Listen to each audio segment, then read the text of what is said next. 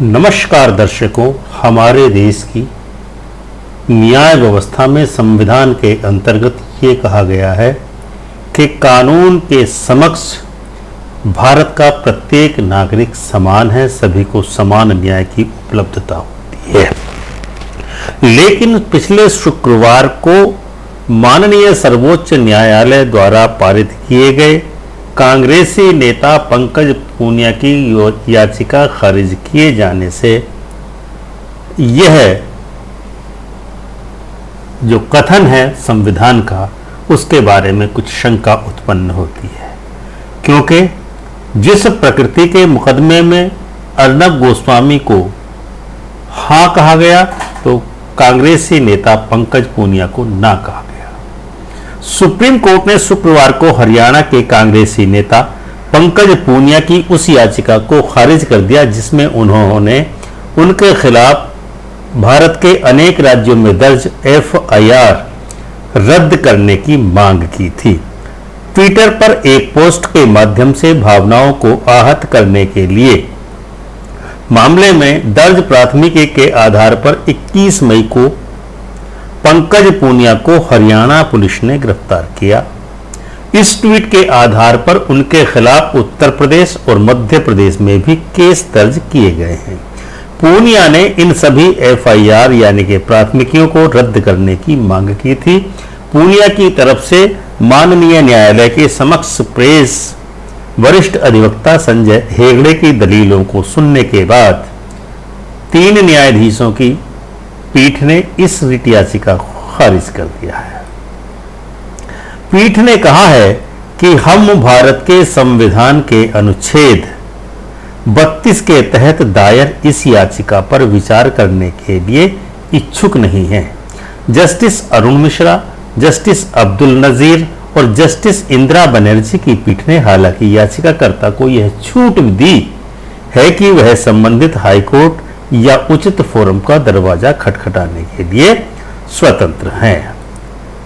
हरियाणा के करनाल के रहने वाले एक व्यक्ति विवेक लांबा की शिकायत पर करनाल के मधुबन पुलिस स्टेशन में आईपीसी की धारा 153A, 295A, 505(2) व आईटी एक्ट की धारा 67 के तहत केस दर्ज किया था।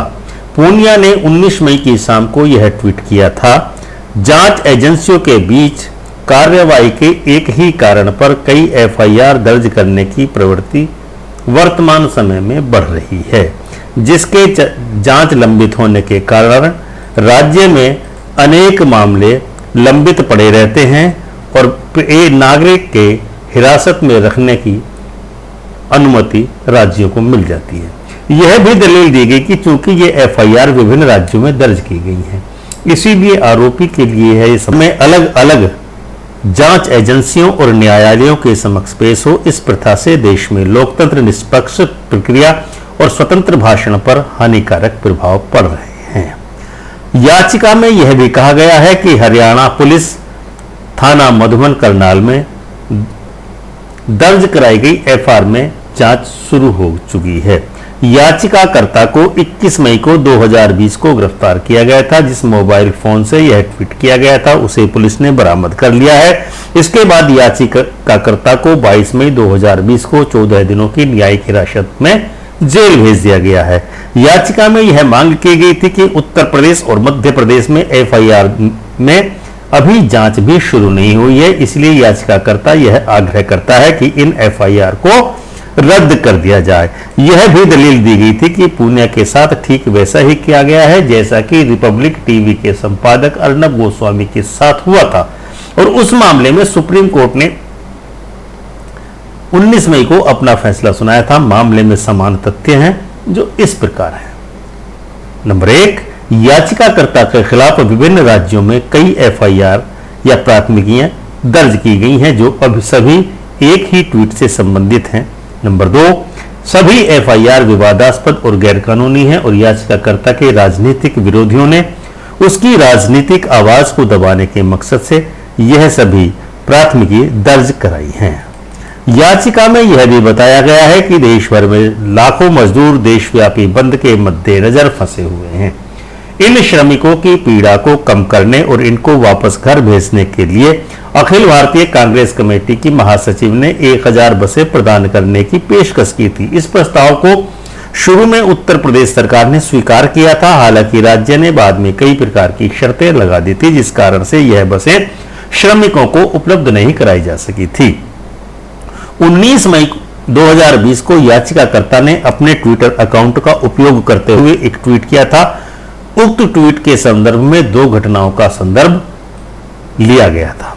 नंबर 1, एक मृत मुस्लिम महिला को कब्र से निकालकर उसके बलात्कार करने के मामले का जिक्र एक भाषण में किया गया था। उक्त भाषण 2007 में उत्तर प्रदेश के वर्तमान मुख्यमंत्री श्री अजय मोहन बिष्ट योगी आदित्यनाथ द्वारा स्थापित संगठन हिंदू युवा वाहिनी द्वारा आयोजित एक रैली के दौरान किया गया था। जब भाषण दिया गया उस समय श्री बिष्ट मंच पर मौजूद थे। उस घटना की रिपोर्ट और राष्ट्रीय और अंतर्राष्ट्रीय मीडिया में भी की गई थी। नंबर 2, नई दिल्ली के गार्गी कॉलेज में फरवरी 2020 में हुई एक घटना है, जिसमें जहां शराबी पुरुषों ने कथित तौर पर जय श्री राम के नारे लगाते हुए महिला छात्राओं के साथ छेड़छाड़ की थी और उनका उत्पीड़न किया था।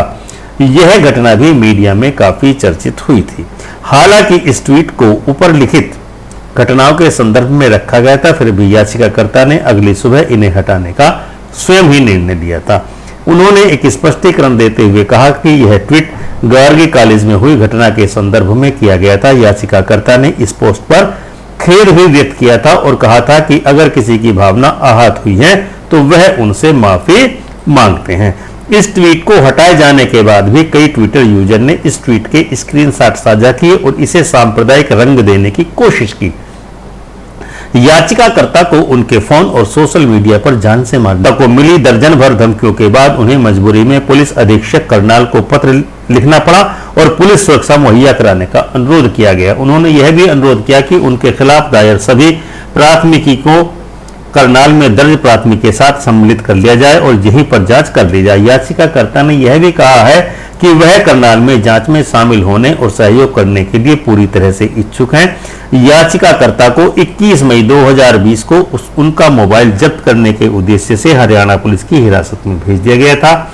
यहां यह उल्लेख करना भी जरूरी है कि याचिकाकर्ता की गिरफ्तारी के तुरंत बाद सोशल मीडिया पर ऐसे कई पोस्ट आए जिनमें कहा गया था कि याचिकाकर्ता को बेहतर इलाज के लिए यूपी पुलिस को सौंप दिया जाएगा। याचिकाकर्ता को 22 मई 2020 को 14 दिनों की न्यायिक हिरासत में जेल भेज दिया गया। जमानत के लिए उनकी अर्जी को एसीजेएम करनाल ने 23 मई 2020 को खारिज कर दिया था।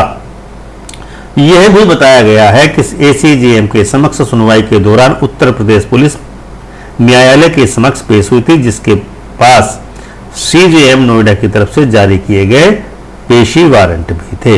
उन्होंने मांग की थी कि याचिकाकर्ता को वहां की कोर्ट के समक्ष पेश करना है। यह वारंट उत्तर प्रदेश के नोएडा में दर्ज एफआईआर के संबंध में जारी किए गए थे। हालांकि उस दिन इन वारंट पर कोई निर्णय करनाल न्यायालय द्वारा नहीं लिया गया था। यह भी बताया गया है कि याचिकाकर्ता के ट्वीट का उद्देश्य उत्तर प्रदेश के मुख्यमंत्री और प्रतिद्वंद्वी राजनीतिक विचारधारा का अनुसरण करने वाले व्यक्तियों की आलोचना करना था।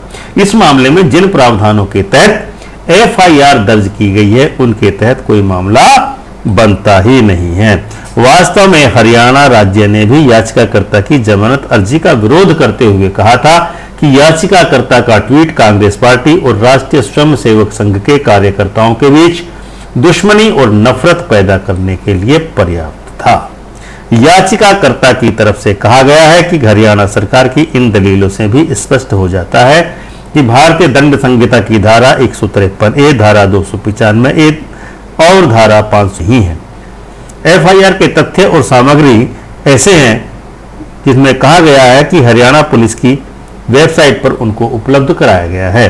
20 मई को दर्ज की गई एफआईआर में लिखा है कि जब राष्ट्र कोविड-19 के खतरे से जूझ रहा है तो कुछ असंतुष्ट तत्व अपने निहित स्वार्थ के लिए जानबूझकर और दुर्भावनापूर्ण तरीके से हिंदुओं की धार्मिक भावनाएं और उनके विश्वास का अपमान करके उनको भड़काने की कोशिश का कारण बन रहे हैं। पूनिया द्वारा उनके ट्विटर हैंडल पर की गई पोस्ट की तरफ इंगित करते हुए यह भी आरोप लगाया है कि उन्होंने धर्म के आधार पर समाज के वर्गों के बीच दुश्मनी को बढ़ाने के लिए गलत तरीके से भड़काऊ पोस्ट किया है। उनकी यह पोस्ट सद्भाव को बनाए रखने के पूर्वाग्रह से ग्रस्त है, जो न केवल भड़काऊ है बल्कि जानबूझकर और दुर्भावनापूर्ण रूप से हिंदुओं की धार्मिक भावनाओं को आहत करने वाली है। जैसा कि पंकज पूनिया चाहते हैं और उन्होंने सब कुछ जानते हुए भी यह शब्द लिखकर हिंदू धर्म और हिंदुओं की धार्मिक विश्वासों का अपमान किया है। तो दर्शकों, यह था हमारा आज का कार्यक्रम। आशा है आपको अवश्य ही पसंद आया होगा। हम आपसे विनम्र निवेदन करते हैं कि यदि आपने अभी तक हमारे इस YouTube चैनल मेरा भारत को सब्सक्राइब न किया होगा तो इसको अवश्य ही सब्सक्राइब करें तथा बेल आइकन का बटन दबाकर ऑल का ऑप्शन अवश्य ही चुनें, ताकि हमारा नया वीडियो अपलोड होते ही आपको तुरंत नोटिफिकेशन प्राप्त